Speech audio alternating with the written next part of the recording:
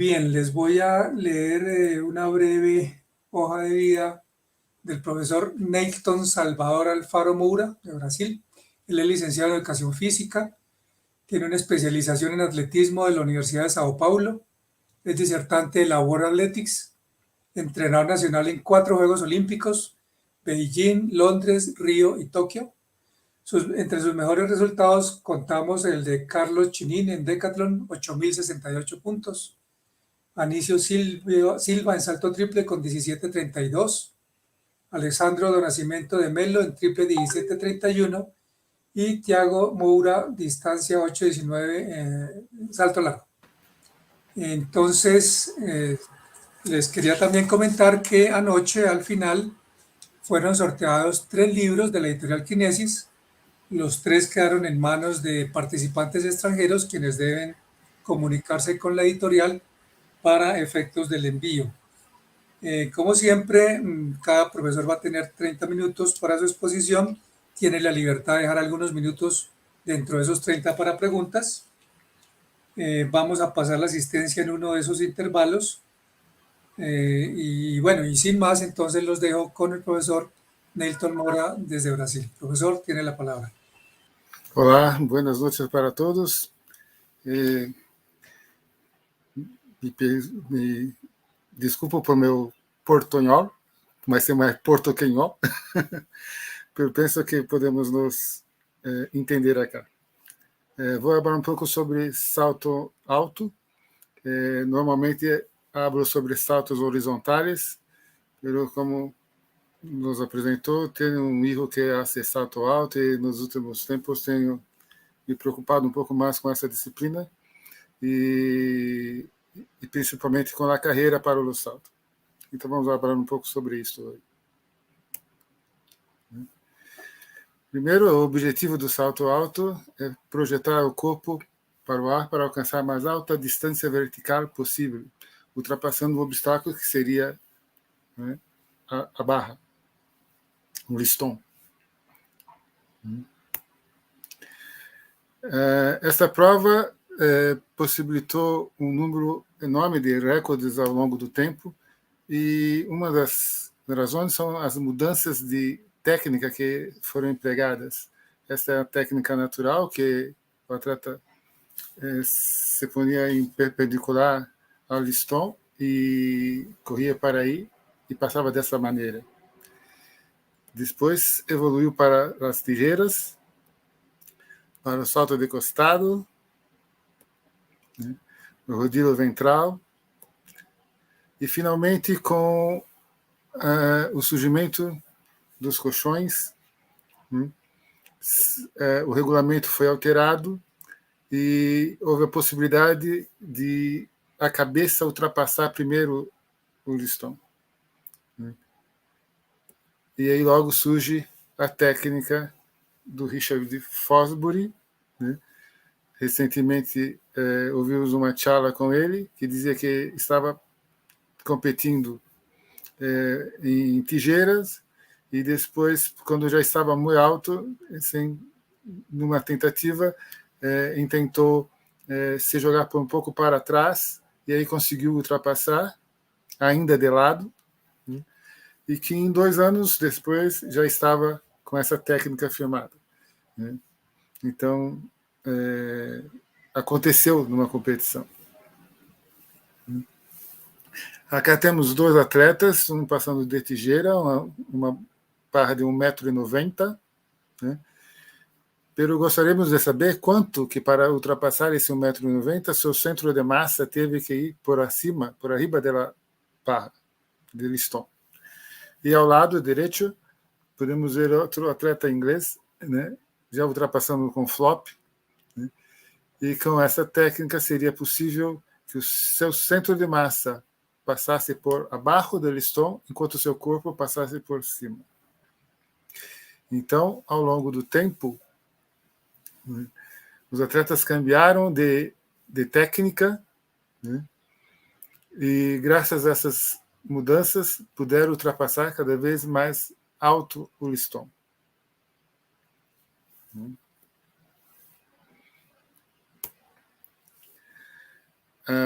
Acá algo interessante que seria, aqui vemos acima à esquerda, né, a recordista mundial de salto alto, né, Kostadinova, da Bulgária. Ela tinha 1,80 m de estatura, pero o seu recorde mundial é de 2,09 m. Então, esta atleta conseguiu ultrapassar um listão que estava por acima de sua cabeça 29 centímetros. Pelo abaixo, vemos uma atleta de apenas 1,63 m de estatura, que ultrapassou 2 metros. 1,63 m para 2 metros são 37 centímetros, seria o recorde mundial, né, de altura por acima de sua cabeça. Já cá podemos mirar vários atletas com suas estaturas, com seu peso, né, e podemos mirar a diferença, uma unidade arbitrária de diferença entre estatura e peso, assim como também a diferença, né, da sua estatura para a marca que é a conseguido ultrapassar. E miramos do lado esquerdo as chicas e do lado direito os varones. E temos então a americana com seu recorde. Acá coloquei errado, são 37 centímetros e não 35, porque tinha 1,63 e não 1,65. E os chicos, o recordista é Home, em relação à diferença, a estatura e a barra que consegue ultrapassar, com 59 centímetros. E a diferença de estatura e peso, principalmente para as chicas, mas para os chicos também, né, sempre valores muito altos, né, o que dá uma característica, né, para esses atletas serem todos muito leves, apesar de serem relativamente altos.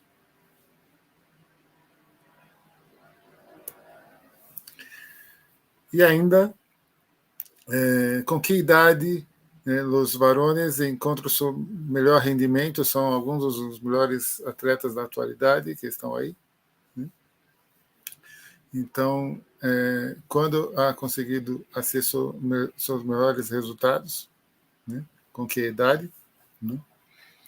E interessante que Tamberi tinha resultados muito naturais até 18 anos, seria muito possível para muitas pessoas desistir, não querer trabalhar com ele, né?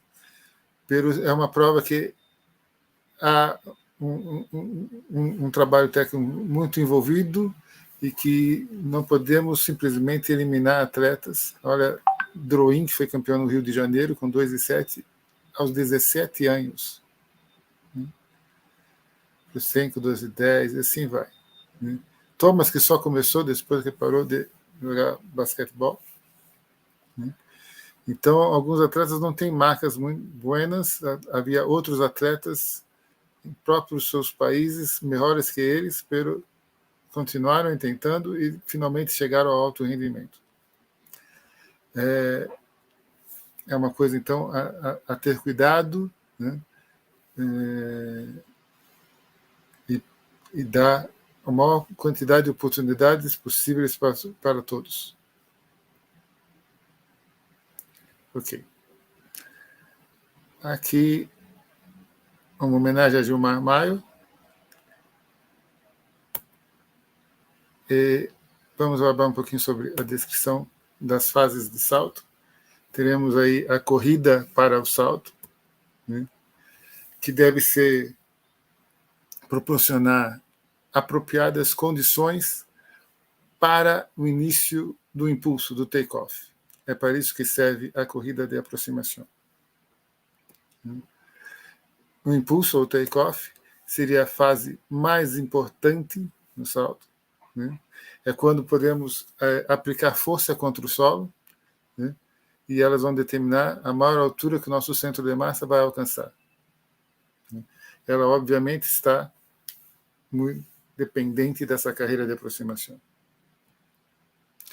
a fase de voo e logo depois a transposição também, que para o público em geral é a fase mais linda, mais bonita de se mirar, pero ela é uma consequência de tudo que é hecho em solo. Assim como os outros saltos, como o triple, como o largo, né, em que o público também gosta de mirar depois do impulso, que o atleta ha hecho em ar, né, pero nós outros sabemos que tudo isso é uma consequência do que ha hecho na carreira e no impulso. Né. Então, é a fase menos importante. Né. E todos os problemas que podemos perceber, na verdade, foram construídos na carreira e no impulso. E, finalmente, tudo que sobe, se cai, e a necessidade, então, de se cair na colchoneta com segurança.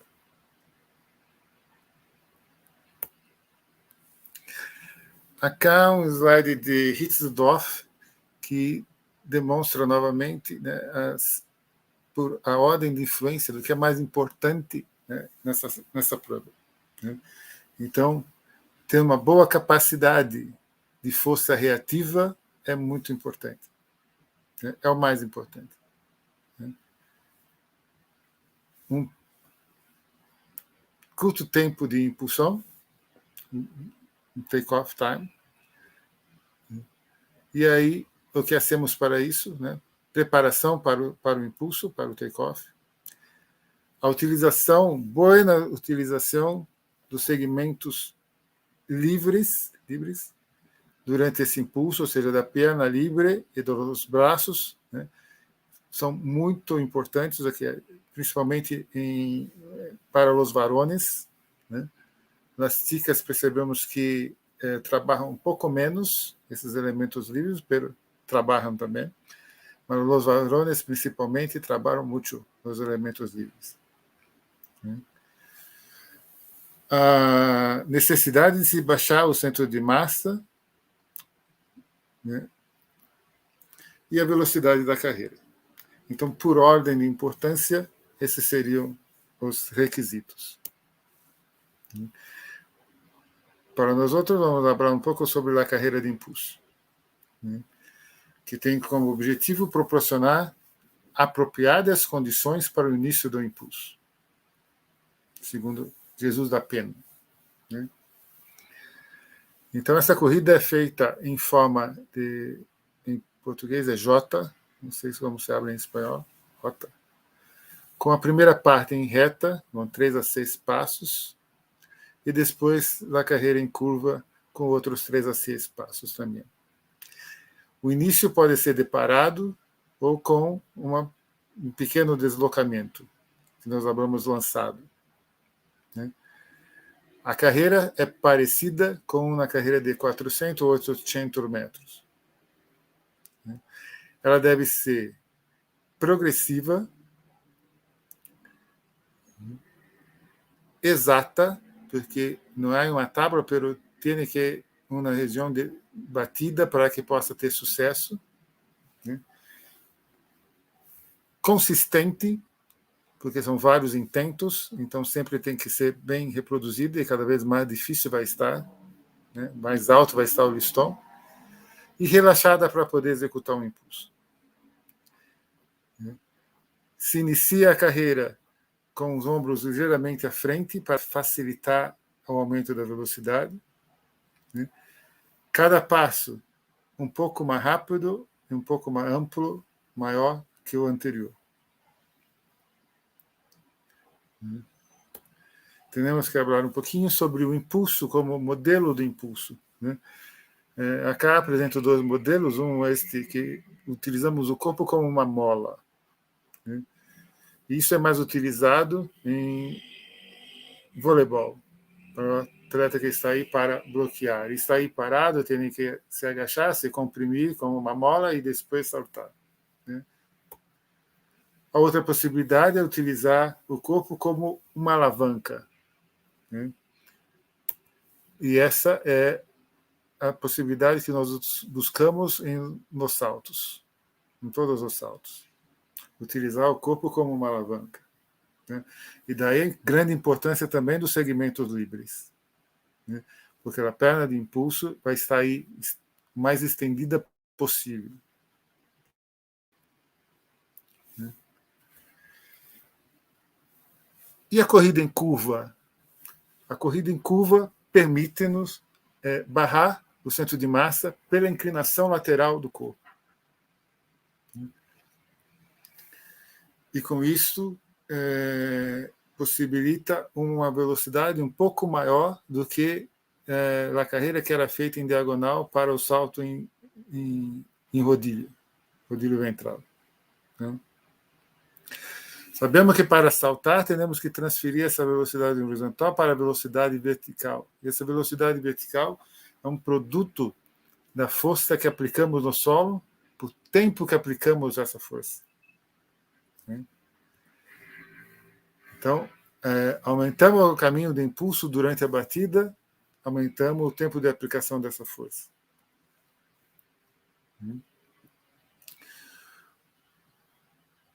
E ainda, né, falando sobre a carreira em curva, né, o desequilíbrio permite o aumento do ritmo, o aumento da velocidade de maneira intuitiva. Né? Como estamos nos inclinando, tendemos intuitivamente a aumentar a velocidade.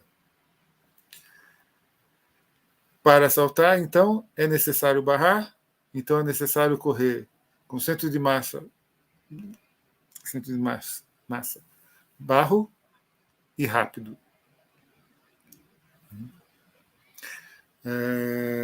Muitos atletas fazem isso também flexionando as rodilhas, né? E outros tentam se inclinar mais para dentro da curva. Né? E outros fazem uma mistura dos dois. Né? Nos últimos passos, tentamos aumentar a velocidade das cadeiras, né? O que vai nos proporcionar uma distância importante para a aplicação de força para o salto no final.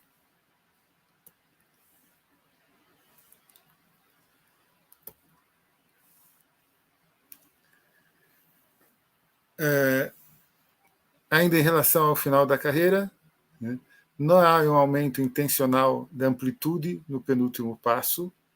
Né, há uma aceleração do quadril, como mostrei na slide anterior, e um mínimo tempo de voo hasta a implantação do pé para o despegue. No último passo, o pé passa praticamente ao redor do outro. Então, o último passo acá, esse pé passa muito próximo ao solo para chegar rápido aí.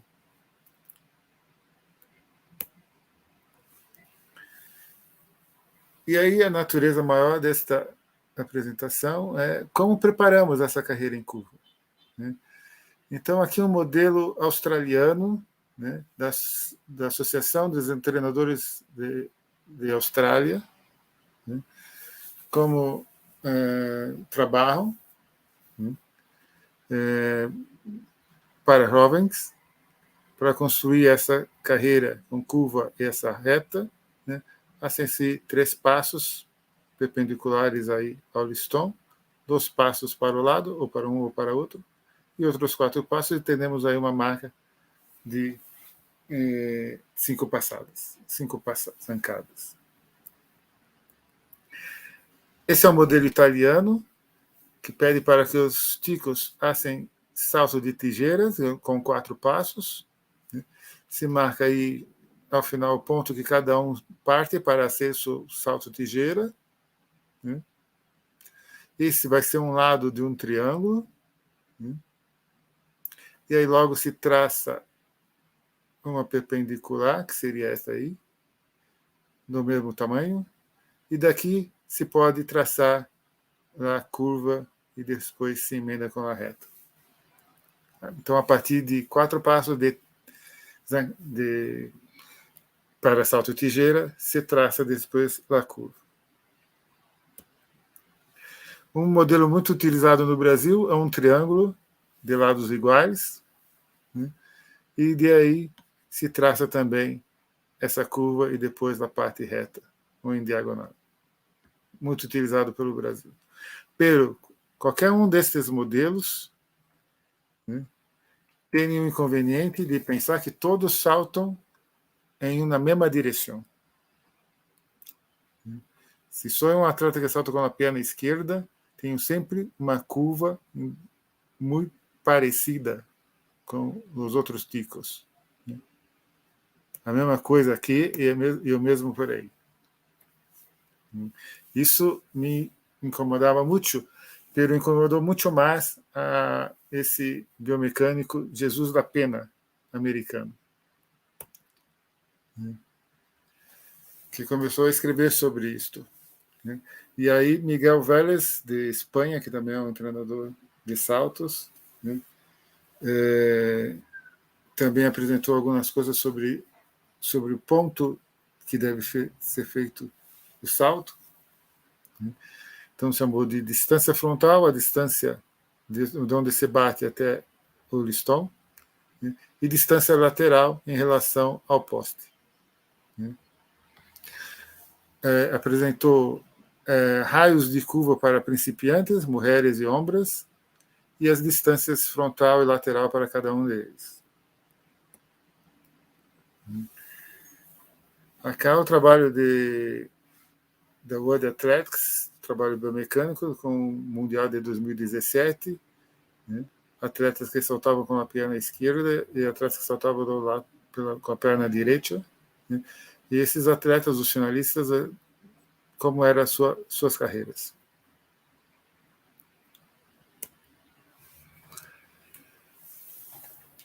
Pero, como disse, Jesus da Pena teve uma preocupação maior. Ele foi talvez o primeiro a se preocupar com em que direção os atletas saltavam. Primeiro ainda, repetindo o ponto de batida, mira como a distância frontal, quer dizer, a distância do atleta para a perpendicular do listão, é diferente de um atleta para outro, de ticas para outra tica. E mais,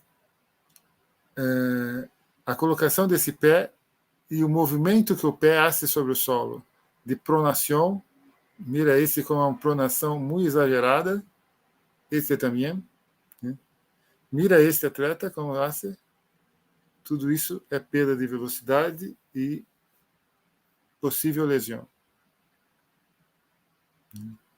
Veja baixinho, já sem deformação acá.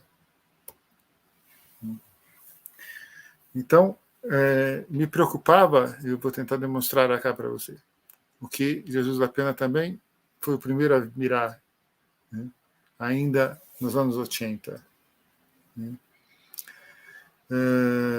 Na hora de construir a carreira em curva, vamos utilizar apenas um quarto de um círculo e depois aumentar com uma linha reta acá. Essa é a direção final de penúltimo e último apoio, que nos dá um ângulo de ataque ao colchão. Se utilizarmos o quarto de ciclo, esse mesmo quarto de ciclo, esse mesmo acá, pero, ao invés de colocar esse ponto aqui, colocar um pouco ao lado, teremos o mesmo raio, pero uma curva um pouco diferente, que vai criar um ângulo de ataque também diferente, menor. E aí precisamos conhecer como os atletas fazem e possibilitar colocar essa curva da forma que possa o atleta utilizar a maneira que está acostumado a saltar para aquele momento, para aquela temporada. Então não é uma coisa permanente, pelo que agora estamos saltando com este ângulo. Antes provavelmente saltávamos assim. E para a próxima temporada, talvez haja câmbios também. Pero precisamos saber como os atletas atacam para construir a curva de maneira que ele possa executar isso, para que ele não tenha que sofrer dessa maneira, cara.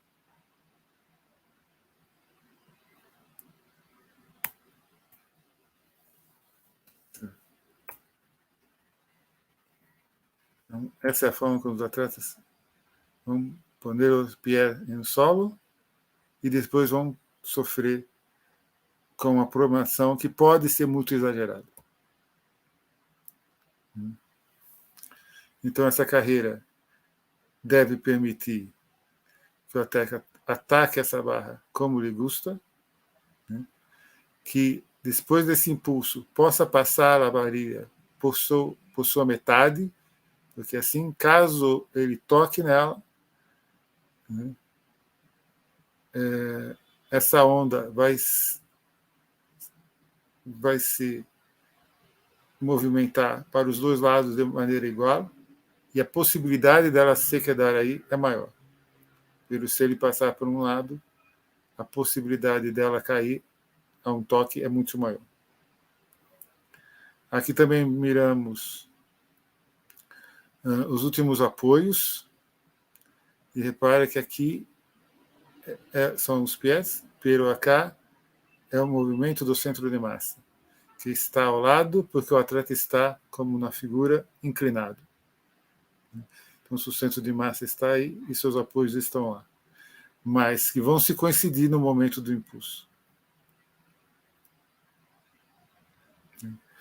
Então, Jesus da Pena, ele propõe esse modelo, né, de você determinar o ponto de apoio para saltar, né, e o ponto anterior para você poder criar, né, o ângulo de ataque e você conhecer isso, né? Então, se determina esse ângulo, esse arco tangente, e aí ele te apresenta essa relação, é uma coisa que ele não explica, está aí, né, que vai justamente colocar a curva de maneira que o atleta alcance esse ataque desejado, né? E o raio ele determina com um teste de velocidade de 20 metros, lançado de outros 20 metros, volante de outros 20 metros. Então, corre 20 metros, corre 40, se marca os últimos 20, tira 80% da velocidade e temos aí, né,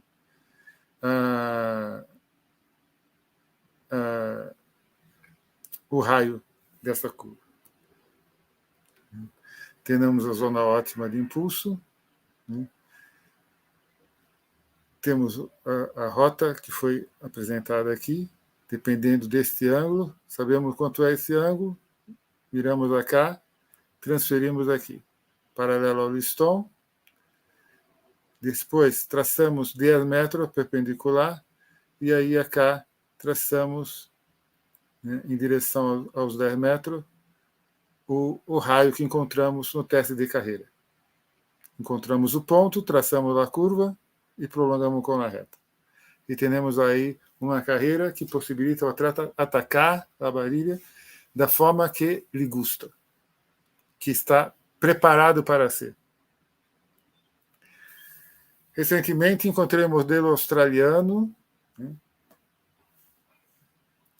que é uma planilha que podemos colocar aí os dados dos nossos atletas e ele te entrega já pronto quanto teremos que nos deslocar para um lado e para o outro e temos a marca já aí pronto, né? Colocamos o comprimento do passo do nosso atleta, né, o ponto de impulso, o ângulo de ataque e o número de passos que queremos em curva, e aí está pronto a carreira, né? Então, também no site dessa Associação de Treinadores da Austrália, podemos mirar aí. Essa é uma atleta italiana, de Martino, né? Talvez ela seja era considerada recordista de diferença de estatura e marca, tem 2,4 por apenas 1,69 m, 35 centímetros de diferença.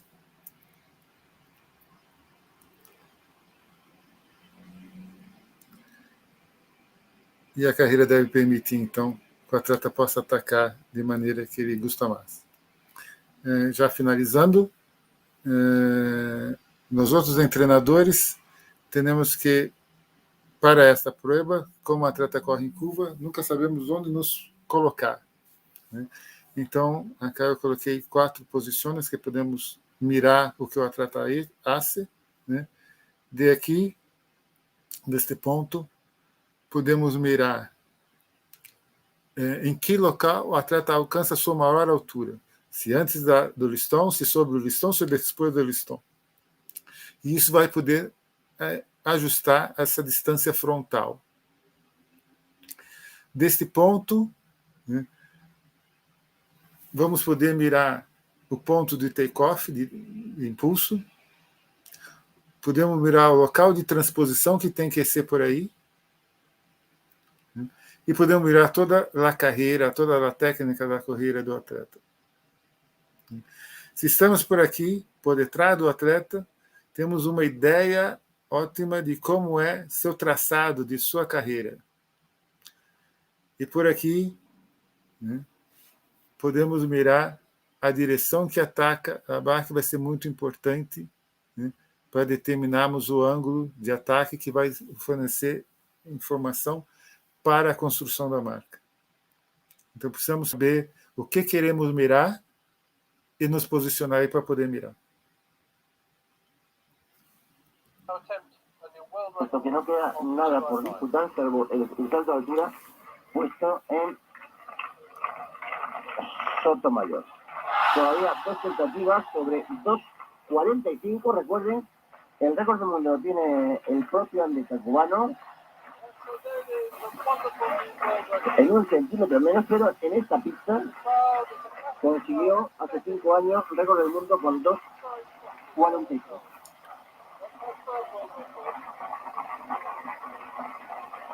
Atención,